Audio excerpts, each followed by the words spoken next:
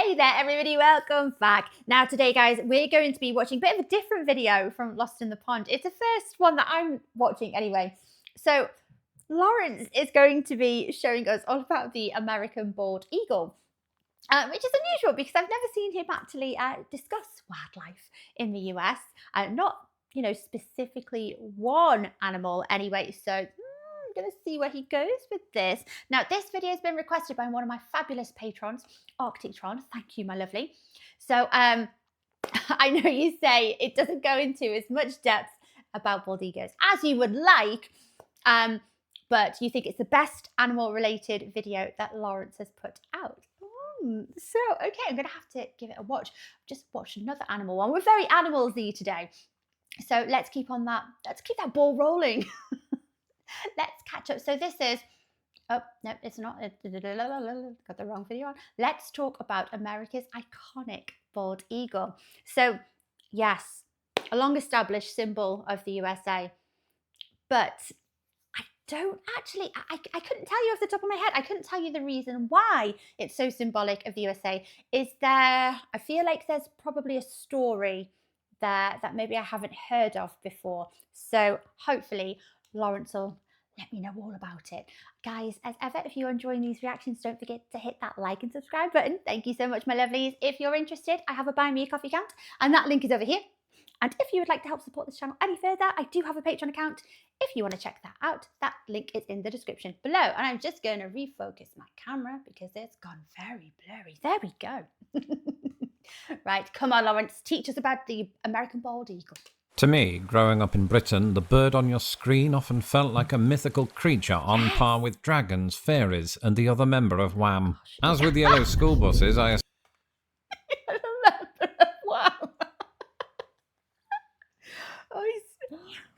I love Lawrence's sense of humour. So funny. Yes, it does feel like a bit of a mythological animal, like a dragon, on par with a dragon or a griffin or a phoenix or, something like that. I suppose our perception of it is that it's a very mighty bird. How big is the American bald eagle? Actually, because in my head, especially, like seeing an awful lot of these references on TV growing up, I was under the impression, and watching The Rescuers, obviously. Disney's The Rescuers, yes, they have an eagle on there. The second one is it, I think. And yes, so that wingspan looked ginormous. And yeah, how big are they actually? But I was always under the impression that they were huge. assumed that their numbers were embellished in American popular culture merely to satisfy a television trope. And to some degree, I was right, but since moving to the United States, I've learned that not only is America's national bird real, it is so fascinating that it warrants stock footage of a person being surprised. And 1 year after becoming a proud US citizen myself, I felt strongly that my channel should soar into the new year by taking a closer look at this very bird. I'm Lawrence, and I'm on a quest to uncover all of the memos that Britain and America lost in the pond, and one of those memos pertains to bald eagles. I can see why they're such symbols of strength, because they look so regal, don't they? So mighty and majestic. You can't imagine one of them tripping. They look so graceful, but at the same time, like, they embody such power and strength. So I'm absolutely not surprised that this animal was chosen to represent the US. And if you want to see my channel take off in 2024 and haven't had a chance to subscribe, do that now. In the meantime, here's everything that you don't need to know about the bald eagle, but that I'm going to tell you anyway. Okay. It might be called the bald eagle, but with a thick bob of white hair, it's no Jeff Bezos. In fact, the name has nothing to do with bald in the sense of Jeff Bezos. Bald. Indeed, when it was given its name in the 1600s, the word bald meant white-haired. And unlike Jeff Bezos, the bald eagle cannot be found in the Amazon. Instead, it is entirely endemic to North America, making it the only sea eagle who can say this. Not that bald eagles can speak, even their avian language sounds nothing like what our silly brains have come up with. More on that later. But how much? Oh, oh gosh, forgive me for doing this noise. I always envisaged might not be the right word. that bald eagles, or eagles in general, just do that, you know, the do they not?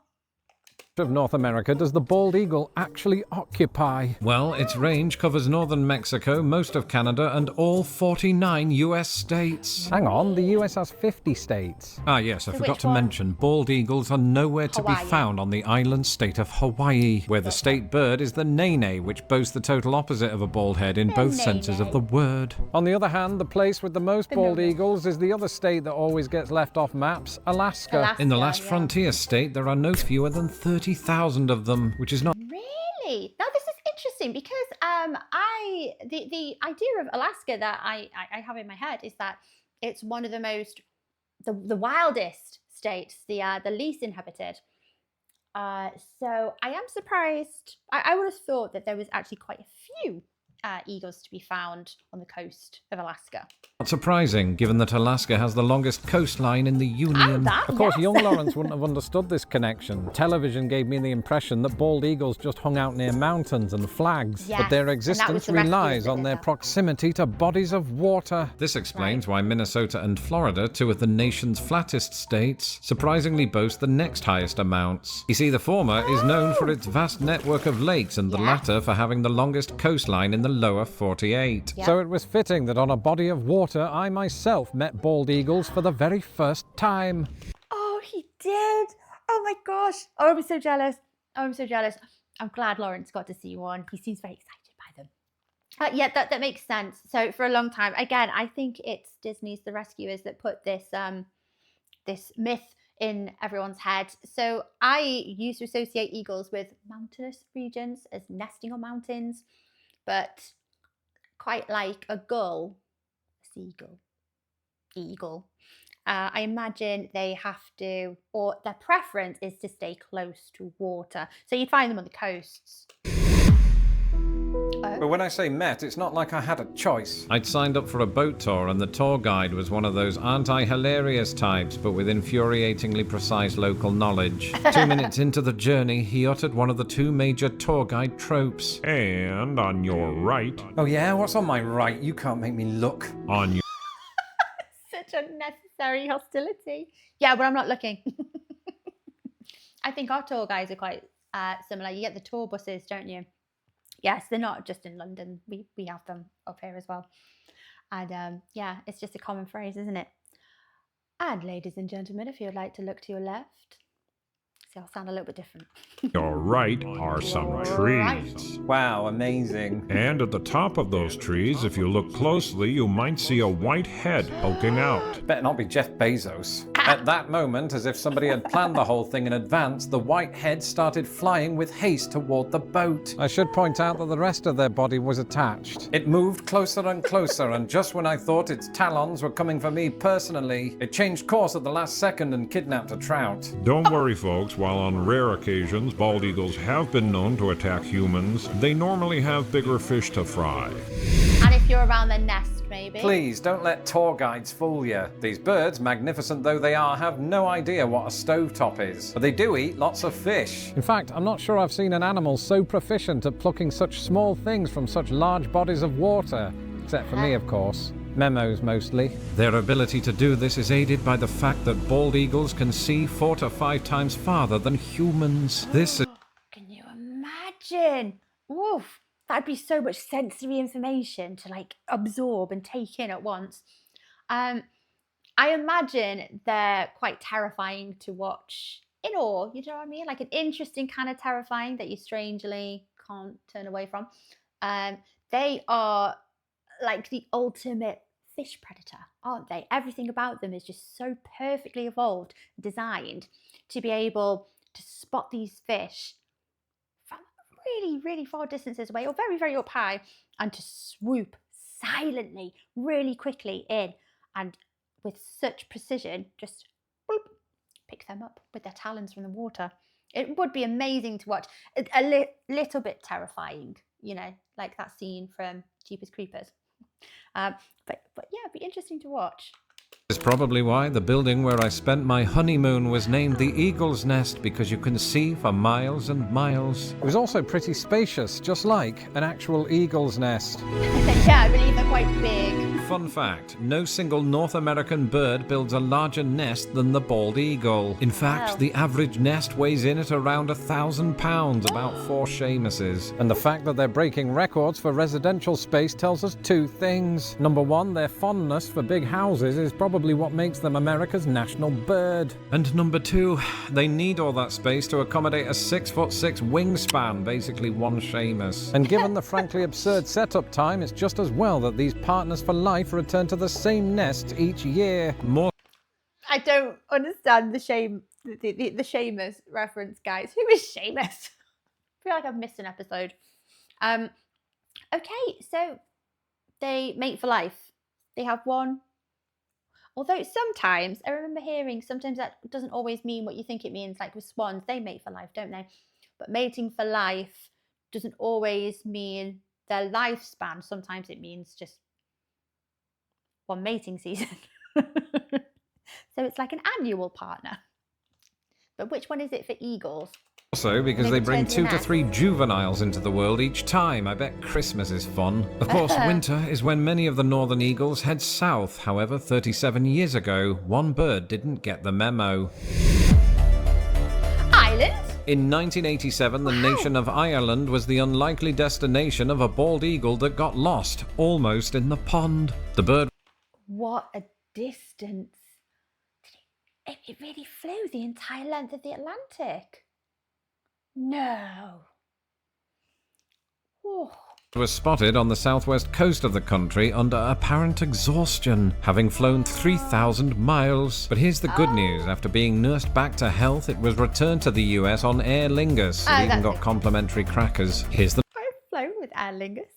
not so good news. Shortly before its first ever plane ride, it tried to fly away in fear after the then Irish Prime Minister, Charles Haughey, ordered a round of applause for the bird. Dear, oh dear.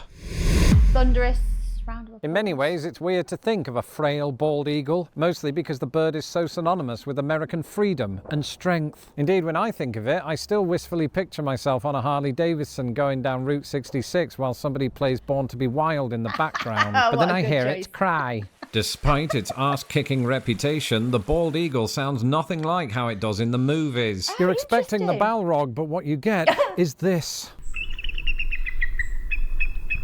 I've not been... What a beautiful little song. Oh, so they're quite melodic, really. They're quite tuneful. I was expecting, not quite a Balrog, Lawrence, not like a, but I was expecting a bit more of a caw, but a really big, mighty one that's like through an amplifier or, you know, big loudspeaker. A very loud noise. That's not at all, is it? So surprised by somebody's voice since I heard that of 26th US President Theodore Roosevelt, who, in case you're wondering, sounded like this. The principles for which we stand are the principles of fair play. Nonetheless, didn't know bald that. eagles I've might never well heard it raise a before. wing to Mr. Roosevelt. By popularizing American conservation efforts, it could be argued that in a roundabout way he helped prevent their extinction. Because the thing that surprised me the most is that by the 20th century, this became a genuine possibility. During the 1600s, it's estimated that there were perhaps 500,000 of these birds in what is today the United States. By the 1960s, there were only 1,000. Their decline was partly attributed to landowners shooting them because they, the landowners, subscribed to an unfounded belief that the eagles posed a risk to livestock. But I don't think I've ever heard of an eagle eating anything other than fish. So how are they at all any kind of pest to farmers or landowners? another major factor emerged in the middle of the 20th century, DDT. And I'm not referring to the wrestling maneuver. DDT, or as you and I call it, dichlorodiphenyl trichloroethane, was a pesticide to stop mosquitoes spreading malaria. And it was very successful at this. There's just one problem. Don't we call it DEET, D-E-E-T? Why does that ring more of a bell for mosquito repellent than DDT? They're two different things. DDT caused many problems. Did anybody edit this script? Chief among these was eggshell thinning. Most biologists believe that eggshell thinning impeded successful reproduction among several birds of prey, including ospreys and, yes, bald eagles. It seemed America's most famous bird was heading the way of the dodo, with 43 of the lower 48 states declaring it an endangered species. But then, as we marched toward a new millennium, everything changed. In fact, the seeds for its recovery were planted as early as 1940, when the Bald Eagle Protection Act was signed into law. This made it illegal for Americans to possess, sell, or hunt the bald eagle. However, it would be the 1970s when the eagles got their big break, following the passage of the Endangered Species Act, but also the hit single Take It Easy. The Endangered Species Act helped to ensure habitat protection for many endangered animals in the United States. However, debate continues as to its effect on the bald eagle's recovery, because in 1972 another legal milestone was reached, the nationwide ban on DDT. Either way, since the turn of the 80s, the bald eagle's population has soared, to the extent that in 2007 it was completely removed from the endangered species list. As of 2024, the US is home to approximately 316,000 bald eagles exactly. Oh, well, that's not too bad figures-wise. Did they say they thought it was 500,000, or did they create that figure? I'm sure they said earlier on they estimated the figures to be around 500,000, and they've been on the decline. But now they're up to 316, is it 100,000? Or again, am I being really optimistic and they actually said 1,000? Growing up in Britain, I vaguely understood the iconic bond between Americans and the bald eagle, but I didn't realise the extent to which the bird is embedded in American society and the Cracker Barrel gift shop. When the founding fathers declared it our national bird in 1782, they did so because of its uniqueness to North America and not because it looked like James Madison. But its comeback from near extinction reminds us of another American trait, that the United States will always do the right thing, but only after trying everything else. I'd like to finish this video by raising a massive water flask to the bald eagle, one of the world's greatest conservation success stories. And if bird talk is your sort of thing, click this video next to get the lowdown on the American mourning dove. Until the next video, goodbye. Goodbye, Lawrence. To me. Oh, that is the first animal-related video I've actually seen from Lawrence. That's very informative, very good. Right, you can't have the bald eagle being the symbol of the USA and then watching its numbers decline into extinction. That would be a bit senseless, wouldn't it be? A bit silly. I'm so glad their numbers are on the up. That's lovely to hear. I had never even entertained the idea of DDT or DEET. I wonder if it's the same thing. Maybe it's not. Maybe that's a new version that isn't as harmful. Yes. Yeah, it makes sense, doesn't it, that the banned use of it obviously then saw the number of bald eagles soar, no pun intended. I'm very surprised at the noise that the eagle makes. It's actually the sound. It's a lovely little bird call, isn't it? It's a lovely little song. I was expecting a mighty caw that echoes through the valleys and the mountains. Again, all of what these ideas that I have of the bald eagle have come from Disney's The Rescuers too. Is that? I don't even know. I've just got like an idea. Is that called? It's not Down Under. It's not the other. Anyway, regardless. Yes, very happy that those numbers are increasing there. Wonderful. And what a beautiful example of the US, kind of overcoming adversity, won't be beaten. It's going to rise back up, I love that. As you see with the numbers with the bald eagle. See? I love it, love it, love it, love it. Beautiful, beautiful birds, aren't they? They are gorgeous. Are they as big as I always thought they were? What's like the average? He said the wingspan is about 6 foot, or a Seamus. I just don't understand the reference there. Anyway, guys, I hope you enjoyed watching along with me and learned a bit more about the bald eagle, although I'm pretty sure you were already well aware, a lot more informed than I was. So take care, my lovelies, and I will see you on the next video. Bye-bye.